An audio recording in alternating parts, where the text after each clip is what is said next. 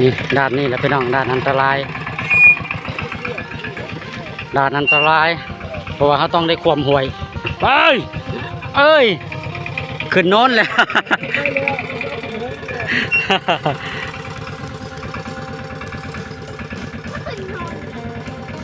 ไอ้เอ้ยไป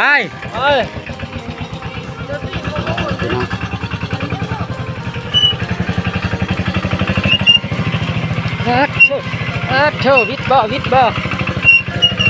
ไอ้วิทอะไรร้านนี่ใครแล้วเนาะถอยกับไรดอกพงมันนี่นะเดี๋ยวออกเดินทางหลังเด้อ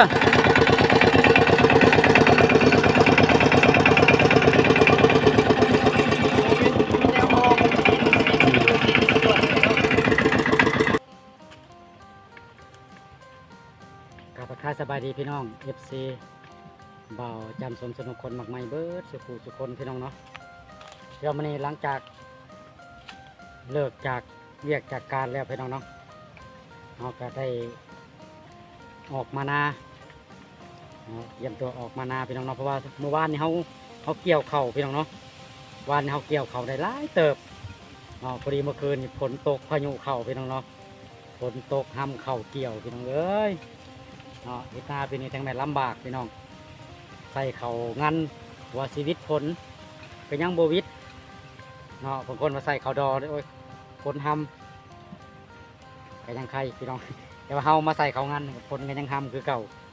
ปีนี้ผลดีพี่น้องเนาะตกมาเดือน10เดือนนี้ก็เดือน11เลยฝนยังตกยังมีพายุเข่าอยู่พี่น้องก็ถือว่าชาวไร่ชาวนาเฮาก็ถือว่าลำบากพี่น้องปีนี้เฮ็ดนาลำบากคนดีช่วงท้ายพี่น้องสู่พี่น้องเนาะในชีวิตชาวนาพี่น้องเอ้ยอาชีพเฮาคือชาวนาคนที่ตกแดดที่ออกก็ต้องสู้เดี๋ยวตอนนี้เฮาก็เดินทางออกมาเลยเพราะทีมงานเฮาออกมาก่อนแล้วพี่น้องเฮาก็เลิกจากการ12 โมงเฮาก็เลิกการแล้วเฮาก็ออกมาซอยเพิ่นน้อยนึงจังไรเฮาก็2 โมงบัดกลับเมื่อเข้าการอยู่พี่น้องแต่เฮาไปน้ำกันพี่น้องเนาะตอนนี้เฮาขี่รถออกมาหอดครึ่งนึงเลยพี่น้องแต่นี่รถมันไปบ่ได้เขาสิจอดรถจักไว้นี่เขาสิย่างไปต่อบ่อหน้าเขาจะอยู่ตรงตากฝนดิ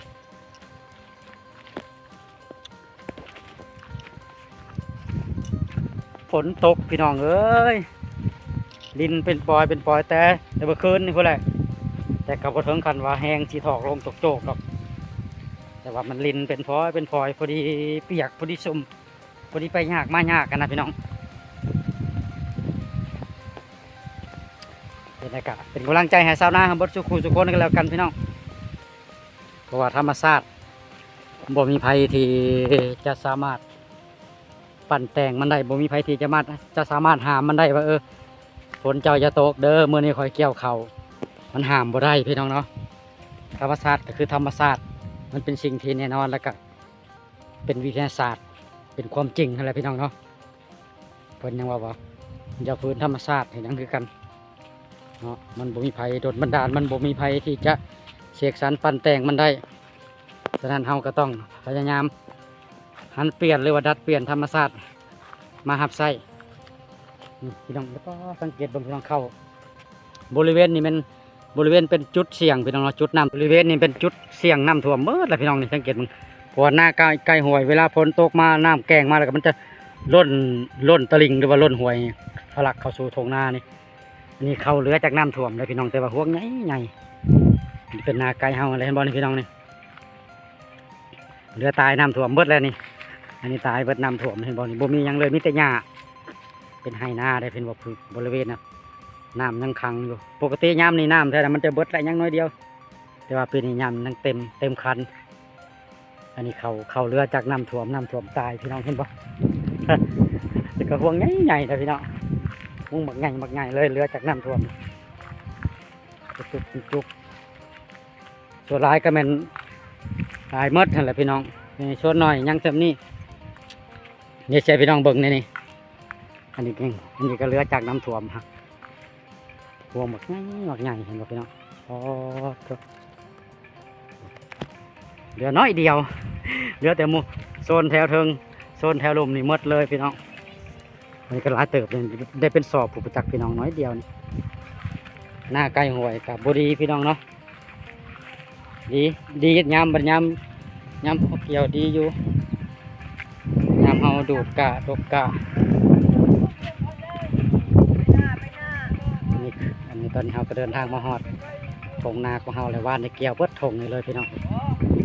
อันนี้เฮาเกี่ยวเอาจกเอาน้ำยาแต่ว่าเขานี่งามอยู่พี่น้องเป็นมิดครับหยดรถเหยียบเหี่ยเบิดเลยชุดขีดบ่ขับรถนี่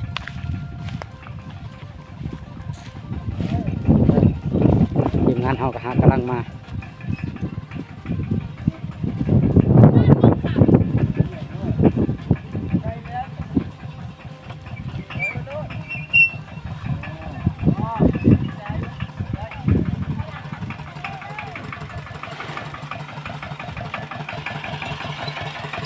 พักแน่ได้โชเฟอร์ใหม่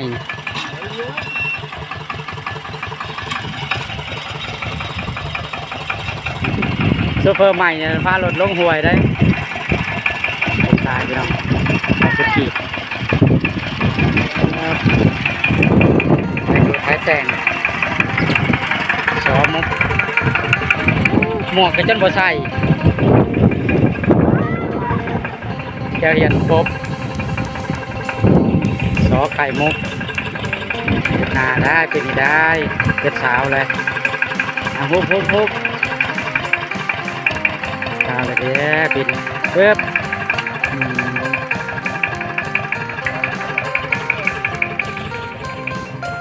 นี่แต่หญ้าพี่น้องเอ้ยนี่ก็เป็นหน้าหวานนี่ทางเกตตรงพี่น้องใกล้เวลาฝนตกเลยน้ำแกงมาแล้วมันจะทะลักออกมาทางเบื้องนี้แล้วก็ทางเบื้องนั้นเบื้องนั้นก็เป็นหน้าเฮาคือกันเพื่อนก็น้ำท่วมพี่น้องเลยโอ้มันทีมงานเขาหลายเลย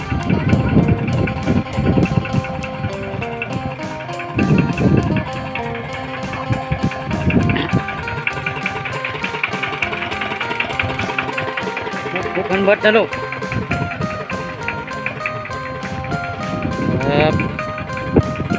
เสื้อแขนยาวจะบ่ใส่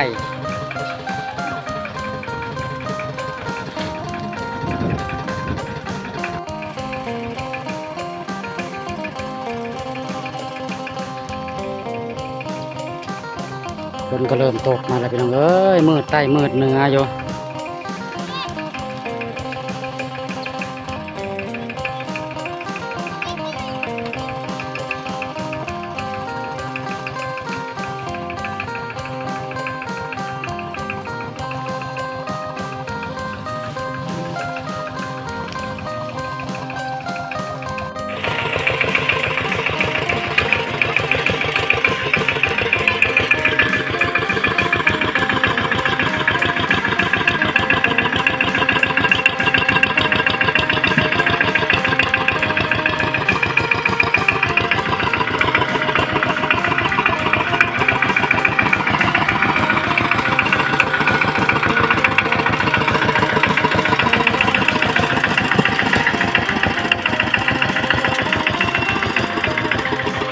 แล้วก็สำเร็จไปให้หนึ่งพี่น้องเนาะให้นี่เป็นให้เขาเกี่ยวเอามือเกี่ยวเอา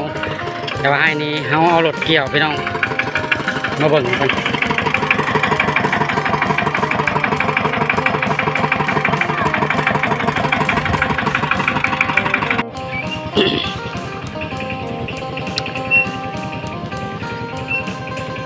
ตอนนี้ก็ได้เต็มรถแล้วพี่น้อง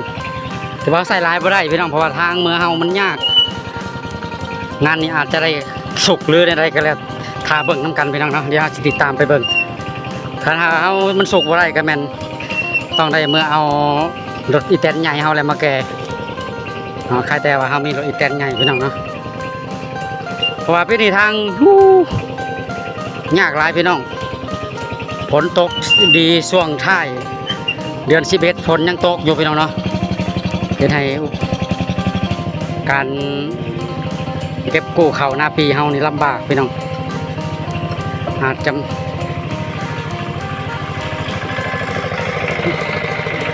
ทีมงานเนาะ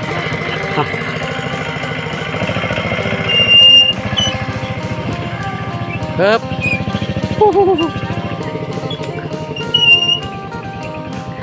ด่านทบิดเริ่มแล้วพี่น้องเด้ยเริ่มขวัดแล้วอย่าไปเบิ่งด่านที่สองบอลความห่วยก็แหละบอลความห่วยตอนหน้านี่มันเป็นห่วยทางบอลระบายน้ำพี่น้องเนาะครับละลายพี่น้องเอ้ยเห็ดนาไปนี่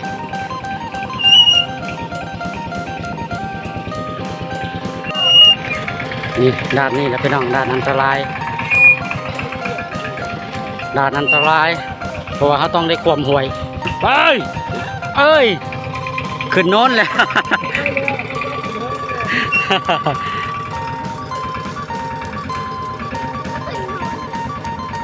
ไปเอ้ยเอ้ยไปเอ้ย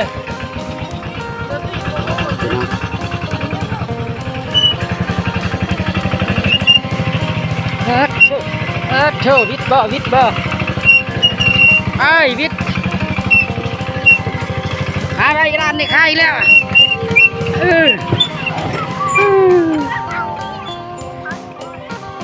อ้ยความห่วย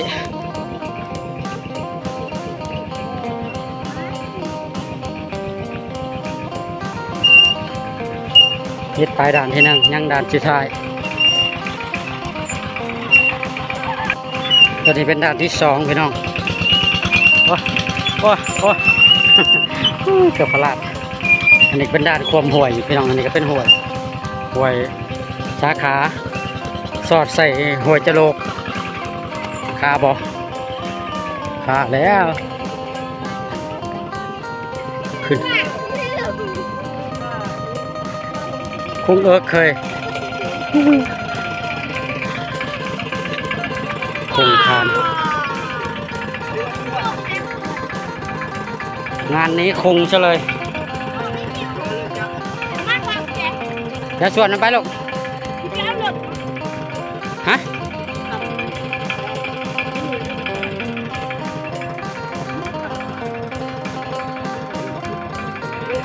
ไปลองเบิ่งมาเตรียมมายึงขึ้นน้ำยึงขึ้นน้ำโอ้มันคงแห้งเลยได้พอคงแห้งนะเนาะถอยก็ไม่ได้ดอกคงมันนี่เดี๋ยวออกเดินทางหลังเด้อ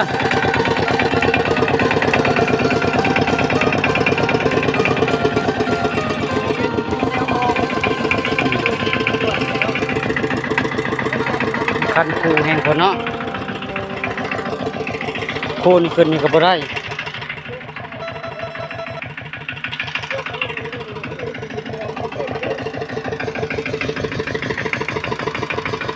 แล้วเป็นยังไง